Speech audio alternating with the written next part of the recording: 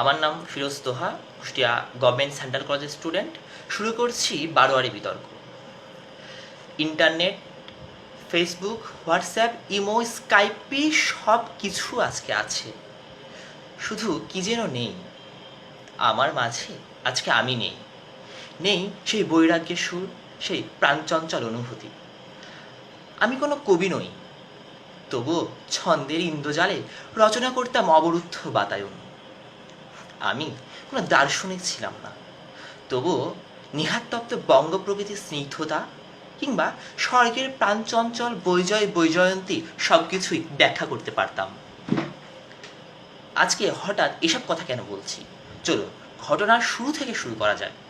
Virtual জগতের পেছনে ছুটতে ছুটতে আমি ক্লান্ত হয়ে গেছিলাম। মনে হচ্ছিল কোথায় যেন চলে যাই। যেমন কথা তেমনই কাজ। ছুটে গেলাম প্রকৃতির কাছে, ছুটে গেলাম সেই নির্জন পথে, যে পথের সাথে আমার বহু বছরের সম্পর্ক। প্রকৃতিও যেন সেদিন সেজে গুজে আমার প্রতীক্ষায় বসেছিল। নির্জন পথে অজানা গন্তব্যে হাঁটছিলাম।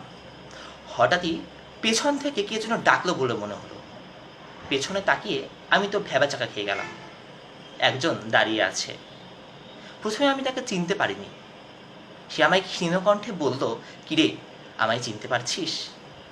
অনেকক্ষণ তাকে দেখার পরে তাকে আমি চিনতে পারলাম। সে আমার অকৃত্রিম বন্ধু। অনেক দিন তাকে দেখিনি। সে আমার যৌবনের প্রথম প্রেমের সাক্ষী। হ্যাঁ, যৌবনে এক রূপবতীর রূপে মুগ্ধ হয়েছিলাম, প্রেমে পড়েছিলাম। রূপবতী কবিতা খুবই পছন্দ করত, তাই আমি কবি না হয়েও ছন্দের ইন্দ্রজালে রচনা করতাম অবরুদ্ধ বাতায়ন।